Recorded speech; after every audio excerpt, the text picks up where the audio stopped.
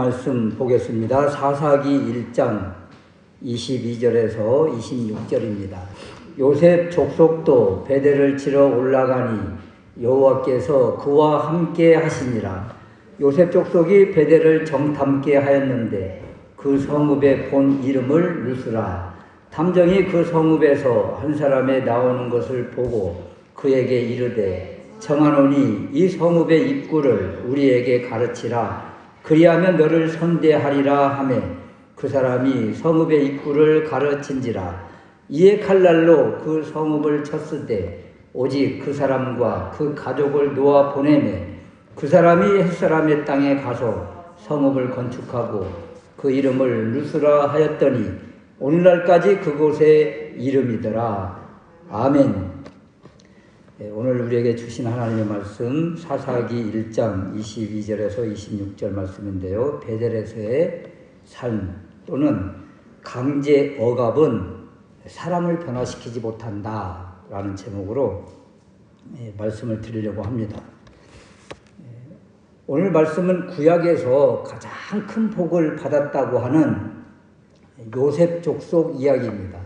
오전에 유다 지파를 살펴봤다면 이제 오후에는 이제 요셉 족속인데, 요셉 하면 그 므낫세와 에브라임을 말합니다. 그래서 요셉 족속 그러면 구약에 그 므낫세 지파와 그 에브라임 지파를 말하는데, 요셉 하면 우리가 너무도 잘 알잖아요.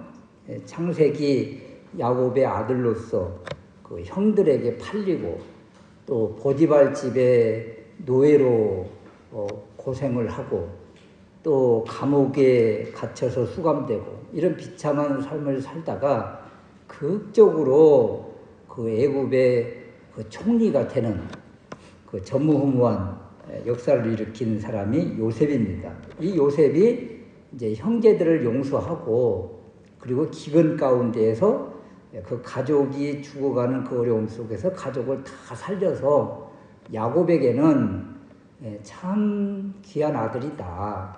그래서 야곱이 그 임종할 때 그 창세기 49장에서 그 참 큰 복을 축복하는 이런 모습이 나옵니다. 그래서 야곱의 큰 축복을 받았던 요셉, 그리고 요셉의 후손들은 이제 어떻게 살고 있는가, 이 사사기 시대에 이제 우리에게 보여주고 있습니다. 그래서 첫 번째 요셉 족속을 바라보면서 우리가 품어야 될 제목은 그 만남의 복을 위해서 기도해야 되겠다, 이런 것입니다. 22절 말씀은 요셉 족속, 요셉 가문을 말하잖아요. 곧 에브라임과 므낫세인데, 이 요셉 족속이 베델을 치러 올라가는, 침공하는 이런 이야기입니다. 사사기 시대, 여호수아와 사사기 시대는 이런 이제 전쟁 시대인데, 이때 요셉 족속이 전쟁하는 이러한 모습을 우리에게 보여줍니다. 그래서 요셉 족속이 베델을 공격하러 갈 때 먼저 무슨 일을 하고 있는가 하면 탐정을 보내요. 24절 말씀에 탐정을 보내는데, 탐정하면 정탐꾼 생각이 나잖아요. 모세가 12명을 그 가나안에게 보냈다가, 가나안의 정탐꾼으로 보냈다가 이들의 부정적인 보고로 인해서 백성들이 낙심하고 하나님을 향해서 원망하고, 그래서 결국 광야 40년에 참 비참한 인생을 살았었고, 또 여리고성을 공격할 때도 여호수아 장군이 정탐꾼을 2명 보냈다가 기생 라합을 정탐꾼이 만나는 그런 놀라운 은혜가 있었는데, 여기 지금 요셉 족속이 베델을 공격하러 가기 전에 먼저 탐정을 보냈다, 정탐꾼을 보냈다. 이 이야기는 어찌 보면 우리 믿음의 사람의 모습 가운데 너무 소극적이고 믿음 없는 행동이 아닌가, 이런 생각이 들 때가 있습니다.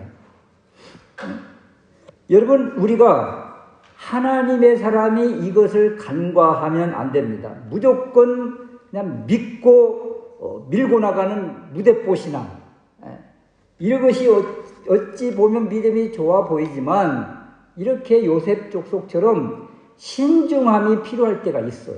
우리가 무엇을 하려면 사전 답사하고 사전 조사하고 이런 것들 필요하지요. 무조건 믿습니다 하고 나가는 것보다 이렇게 우리가 사람 편에서 준비해야 될 것이 있다. 이것을 우리에게 보여주는 모습입니다. 그래서 정탐꾼을 보내는 이러한 모습은 신중함을 보여주고 있다. 그리고 이제 정탐꾼이 가서 24절 말씀에 그 성읍에서 한 사람을 만나게 됩니다. 내가 오늘 만남의 복 또는 만남의 복을 위해서 기도합시다 이런 내용인데요. 한 사람을 만나는 거예요. 베델 사람을 만났어요. 이런 만남은 우연이 아니잖아요. 성경에 우연한 일은 없어요.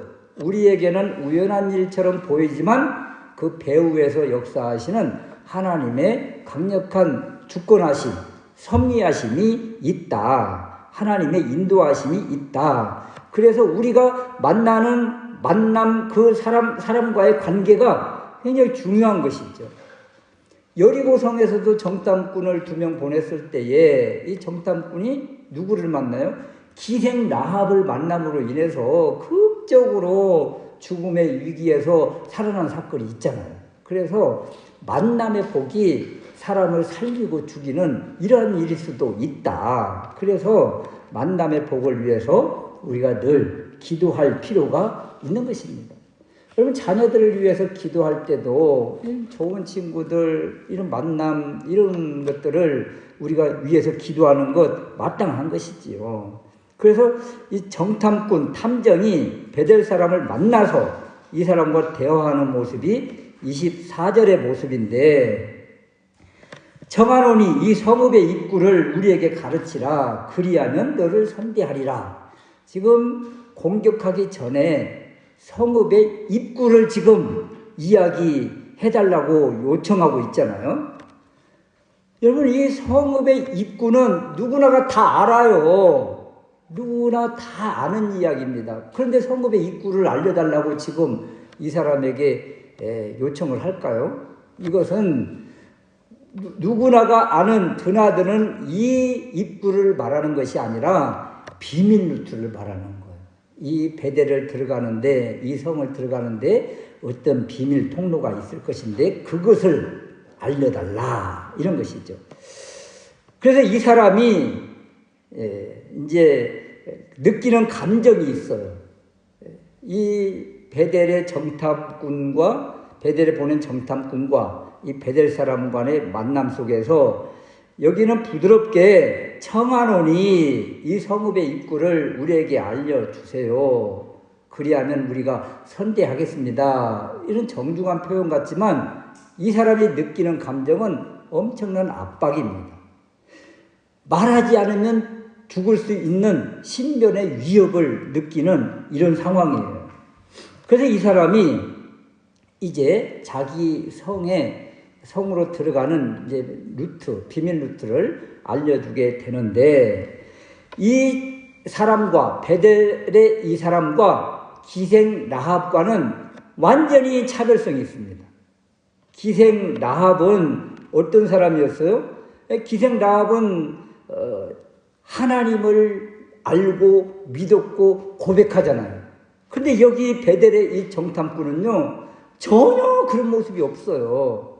하나님을 끄집어내지도 않습니다. 믿음 이야기를 한마디도 하지 않습니다. 그래서 기생 라합과 전혀 다른 이런 모습이다. 그냥 이 정탐꾼의 탐정의 압박에 의해서 압력에 의해서 강압에 의해서 그냥 비밀 루트를 이야기하고 생명을 유지하는 이 정도밖에 되지 않는 거예요. 그러므로 이 사람은 믿음이 없다. 그럼 믿음의 문제를 어떻게 해야 되겠어요? 그 사람을 이제 믿음을 심어주는 이러한 모습이 바로 요셉 족속이 할 일이었다. 이런 것입니다.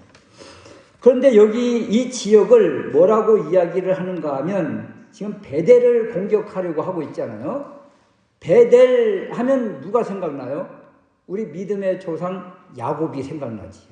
형 에서를 피해서 도망갈 때 베델에서 그 돌베개하고 자다가 하나님을 만난 곳이 이 베델입니다. 원래는 베델이 아니에요. 원래 지명은 루스입니다. 루스인데 야곱이 하나님을 만나고 그 지명을 베델로 바꿨어요. 이곳은 하나님이 계신 하나님의 집 베델입니다. 이렇게 이야기를 했죠. 그런데 이 베델에서 믿음의 사람이 없는 거예요. 이 베델 하나님의 집인데 하나님의 집에 하나님께 영광 돌리고 하나님께 감사하고 하나님을 믿습니다 하는 기생 라합과 같은 믿음의 사람이 없는 거예요. 이것이 안타까운 거예요. 그래서 요셉 족속이 할 일, 요셉 족속의 사명, 그것은 이 만남의 복 가운데 만난 이 사람에게 믿음을 심어주는 것이 이들의 할 일이었다. 그런데 그것을 하지 못하고 있는 안타까움을 지금 우리에게 소개를 해주고 있는 것입니다. 그러므로 이렇게 한 영혼, 한 사람 만났을 때 하나님께서 붙여주신 사람이라면 어떻게 해야 돼요? 하나님께서 우리에게 이끌어 주신 사람이다. 이런 생각을 가지고 그 사람과의 관계를 정말 믿음으로 잘 하는 것이 우리 믿음의 사람들의 본분이고 할 일이다. 이런 것입니다. 두 번째는요, 이 사람을 변화시키지 못하면 결국 세상에 동화된다는 것을 우리에게 보여주고 있어요. 그래서 이 요셉 족속이 우리에게 주는 교훈이 참 큰 거예요. 22절 말씀에 요셉 족속이 베델을 치러 올라갔다. 이렇게 소개를 하고 그 이후에 점령을 했어요. 베델을 차지했습니다. 베델 전쟁에서 승리했습니다. 그런데 이상한 의미의 말씀을 우리에게 지금 주시는 거예요. 26절에 그 미묘한 변화가 지금 감지되고 있는데 26절 말씀을 보면 그 사람이 햇사람의 땅에 가서 성읍을 건축하고 그 이름을 뭐라고 해요? 루스라고 하는 거예요. 이곳 지명이 뭐예요? 베델입니다. 베델. 그런데 이 사람이 루스라고 하고 있잖아요. 지금 루스는요, 야곱이 하나님을 만나기 이전에 옛날 지명입니다. 야곱이 하나님을 만나고 이곳은 하나님이 계신 하나님의 집입니다. 베델이라고 했는데 오랜 세월이 지나서 다시 이 베델이 루스로 돌아가고 있다. 이것을 지금 우리에게 보여주고 있는 것입니다. 창세기 28장 18절 말씀에 보면 이곳이 어떤 곳인가 보십시오. 지금 화면에도 있는데 야곱이 아침에 일찍이 일어나 베개로 삼았던 돌을 가져다가 기둥으로 세우고 그 위에 기름을 붓고 그곳 이름을 베델이라고 했잖아요. 베델. 하나님의 집이다. 여기 하나님 계신다. 그러면서 이 성의 옛 이름은 루스라. 그 요셉 족속이 이 루스, 베델을 공격해서 차지했습니다. 그러면 이곳을 뭐라고 불러야 돼요? 베델이라고 해야죠. 베델. 야곱이 하나님을 만나고 베델로 변경한 이곳을 오랜 세월이 지난 다음에 지금 사사기 저자는 살포시 베델이 지금 변하고 있다. 무엇으로? 루스로. 옛날 지명으로. 그래서 옛날 지명을 지금 끄집어내고 있는 것입니다. 이것이 지금 아무것도 아닌 것 같지만 그 입구를 알려준 이 사람과 자손들이 붙인 이름이에요. 입구를 알려준 이 사람을 요셉 족속이 정말 변화를 시켰다면, 그 사람이 하나님 안으로 돌아왔다면 이곳이 어떻게 되겠어요? 당연히 베델이라고 했겠지요. 그래서 이 베델이 결국 북이스라엘의 우상 중심의 도시가 되고 맙니다. 너무 안타까운 것이죠. 지금 사사기 1장의 요셉 족속은요, 강력한 힘을 가지고 있습니다. 그래서 베델을 정복을 했어요.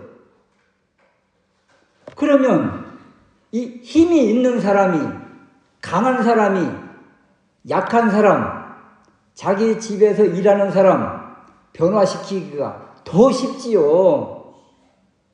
그럼 약한 사람이, 가난한 사람이, 힘 있는 사람, 권력자를 전도하고 변화시키기가 쉬워요? 어렵지요. 그러면 요셉 족속이 강한 존재잖아요, 지금. 그리고 베델을 점령을 했잖아요. 그 입구를 알려준 이 사람을 선대하면서 정말 이 헌신하고 믿음을 심어주면 이 사람이 돌아오지 않았겠어요? 오전 시간 내내 한 이야기가 갈렙도 이방인, 갈렙 자손도 이방인이었지만 돌아왔단다. 이 모세의 장인 겐 족속도 이스라엘 안으로 돌아왔단다. 모압 여인 룻도 돌아왔다. 다 돌아온 이야기예요. 약한 사람이 돌아온 이야기, 이방인이 돌아온 이야기.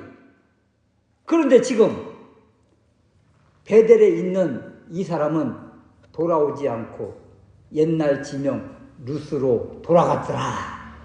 그리고 결국 이 지역이 우상 숭배의 가장 중심이 되고 결국 베델의 우상이 금송아지 섬기는 우상으로 인해서 북이스라엘이 멸망당하는 안타까운 일이 벌어지고 마는 거예요. 그래서 지금 사사기 시대 가나안 땅에 들어와서 이 베델을 요셉 족속이 점령하고 다스렸지만 이 한 사람을 변화시키지 못함으로 그 베델이 룻으로 옛날 세상 그 도시로 돌아가고 있는 안타까운 모습을 우리에게 지금 보여주고 있는 것입니다. 그래서 요셉 족속을 보면 너무 안타까운 거예요. 요셉 족속 힘 있는 사람이 믿음으로 예배자의 삶을 살고 강한 자, 권력자의 위치에서 낮은 사람을 섬기고 헌신하면 여러분 감복하고 돌아오는 거 마땅하지 않을까요? 근데 그 사명을 감당하지 못한 거예요. 그냥 힘있고 권력있고 부유한 그것으로 오히려 약자를 그냥 짓밟고 이용하고 그냥 다스리는 그런 삶을 사니까 그렇게 당하는 피지배 사람들은 어떤 마음을 가져요? 내 그냥 힘만 생겨봐라 그냥 그런 생각을 가지는 거죠. 그래서 힘 있는 사람이 약자를 위해서 더 섬기는 모습으로 나아가는 것이 바로 믿음의 삶이고 우리 그리스도인의 삶이 되어야 된다. 우리 크리스찬들이 조금 권력을 가지고 또 높은 지위에 있고 부유한 모습 가운데 있는 사람이 이런 믿음의 삶을 살면 그 수하에 있는 사람들이 얼마나 믿음으로 돌아오겠어요.